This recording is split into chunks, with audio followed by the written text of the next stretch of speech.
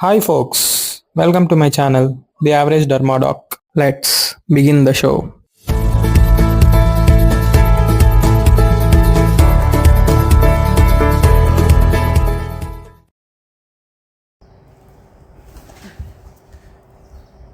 Relapse.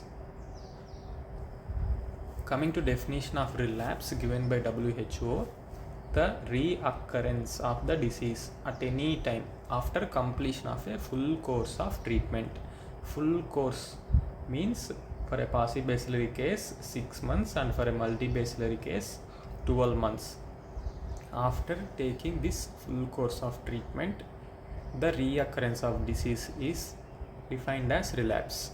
Coming to criteria for relapse, for a multibacillary case, increase in bacteriological index of 2 or more units.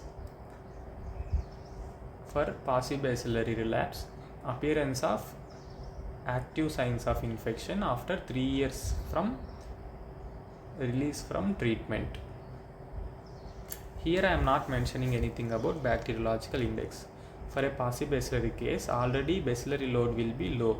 If we do bacteriological index also, it will be similar to the previous one without any increase, or it may come negative. Then we will go for punch biopsy, and if punch biopsy was proven to be leprosy, we will confirm it as paucibacillary relapse. P for paucibacillary, P for punch biopsy proven. But here in multibacillary, already bacillary load will be high.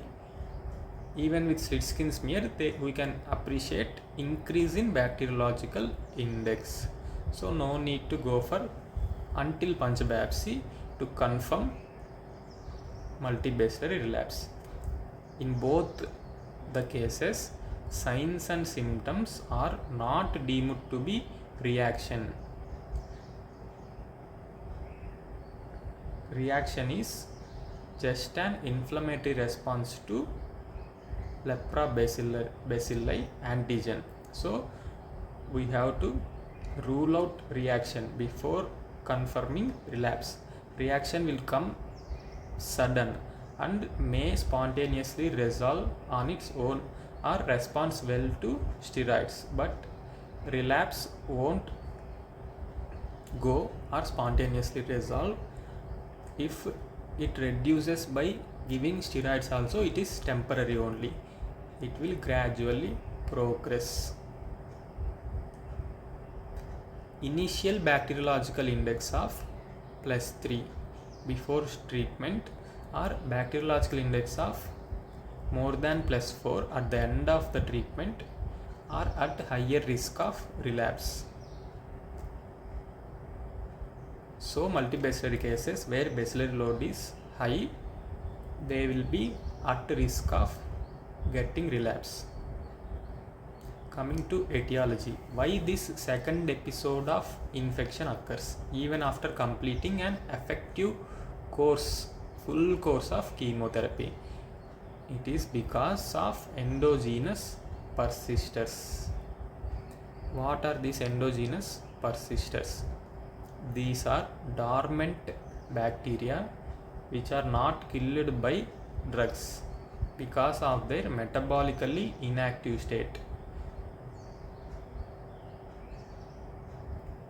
Thus remain viable in low numbers in certain sites of the body like nerves, iris, smooth muscles, lymph nodes, liver and bone marrow. In all these sites, in a very low number, some of the dormant bacilli remain viable for years.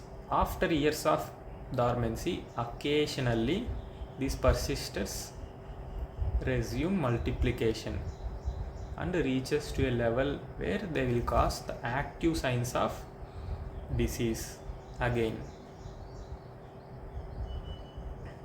Coming to reinfection, reoccurrence of the disease after release from treatment, same like relapse, reoccurrence of the disease after completion of full course of treatment. But here, if a person continued to live in an endemic area, he could be reinfected at any time by exogenous bacteria. In a relapse, it is because of endogenous bacteria which is not killed by the drugs because of dormancy. Here, because of exogenous bacteria discharged by another untreated case. Reinfection. Mainly it is observed in patients who continuously got exposed to the bacilli, like intradomiciliary contact. Intradomiciliary means within the home or in their residency. If an untreated case is there and he is getting continuously exposed to that case, he will get reinfected again. It is impossible to differentiate clinically between relapse and reinfection. Clinically, if we do tests like molecular biological test PCR, we may see a different strain in reinfection and we can confirm it as reinfection because some other strain of lepra bacilli will be getting through another case like exogenous bacteria, but here in relapse same bacillary strain we will see because of endogenous persisters which caused the first episode will cause the same bacteria will cause second episode. Relapses are more common than reinfection. Endogenous persisters are more common than exogenous bacteria infecting a person. Coming to reactivation. Reoccurrence of disease in cases who never completed a full course of adequate chemotherapy. Full course for a PASI 6 months, for a multi 12 months. Adequate means multiple drugs, not monotherapy. Adequate chemotherapy. In the above two cases of relapse and reinfection, they have taken adequate and full course of treatment. Here, never completed a full course of treatment, so it will leave some of the viable bacilli which will be metabolically active and will recommence replication immediately within a short time, usually months to years. There in relapse and reinfection, it will take a long incubation period. Here, within a short time, bacteria reaches a level again, causing signs of infection to reoccur. Active signs of infection to reoccur. I am telling multiple times active, the word active. Active signs of infection means because of direct bacilli and its multiplication. Whatever signs and symptoms comes, it is called active signs of infection. Here in all these three cases, relapse, reactivation, reinfection, bacilli is multiplying and causing disease. Again, initially, why again? They have not taken complete course of treatment, so they have not cured from the disease. Why the word again came here? Because initially, within weeks of starting treatment, nasal congestion, nose bleeding will starts to resolve within weeks as the bacteria will reduce in a logarithmic fashion exponentially, and within months infiltration of the skin and lepromatous nodules will get resolved and the patient becomes non-infectious within a couple of days of starting multi-drug therapy, or the patient may get any side effects. So because of all these reasons, the patient may stop taking full course of treatment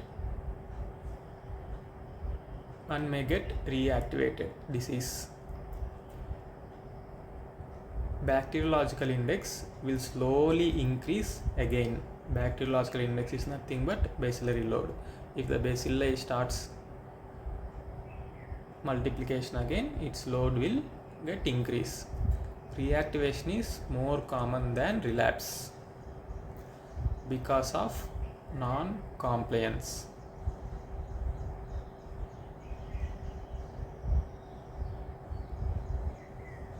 Why reactivation is more common than relapse? In relapse, bacilli will be in a dormant state for years together, and because of some unknown triggers, occasionally they may resume multiplication.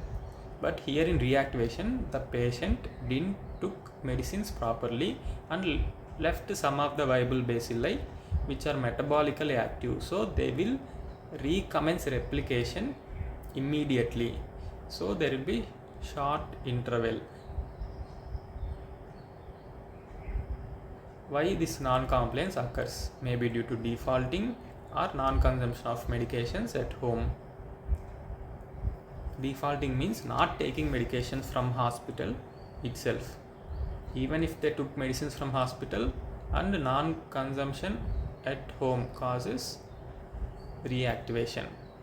It may be due to fault of the staff misclassifying a multi-case into a PASI and giving just a 6 months course of treatment. It means inadequate course of treatment, or prescribing a non-standard course like prescribing monotherapy instead of multi-drug therapy, or inappropriately discontinuing multi-drug therapy.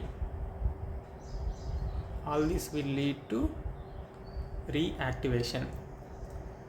There is a risk of developing resistance if monotherapy was given instead multi-drug therapy in reactivation.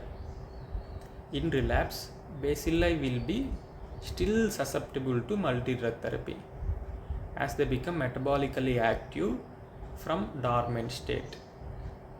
So we can restart multi-drug therapy, still they are sensitive. Coming to management, in all three, relapse, reinfection, reactivation, we have to restart full course of standard multi-drug therapy. If PCR shows any resistance, we have to start second line of drugs and treat accordingly. All the household contacts should be screened, because if resistant bacilli infects household members, there is a chance of spreading the infection. Standard multi-drug therapy won't work. We have to treat accordingly with caution. And there are high chances of household contacts being infected. In all the three cases, relapse, reinfection, reactivation. In case of reactivation, we have to avoid accompanied multi-drug therapy. What is meant by accompanied multi-drug therapy? Full course of treatment will be given at the first visit itself to the patient, giving responsibility to any known member or important member of the patient to take medicines. Already reactivation is because of not taking medicines properly, so we have to avoid accompanied multi-drug therapy this time. Coming to reaction, prominent clinical manifestations in a leprosy patient as a result of immunological inflammatory response to the bacterial antigens, both live bacteria and dead bacteria.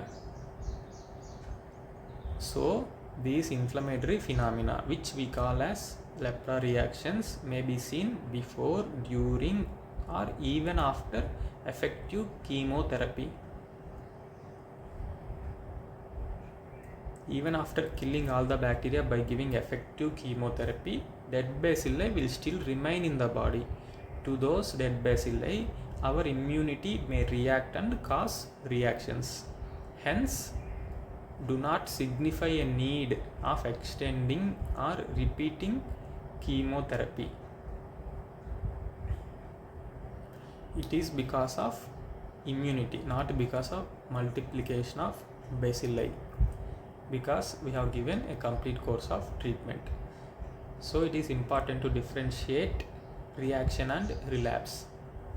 It is vital to promptly diagnose reactions and treat accordingly, usually with corticosteroids. It responds well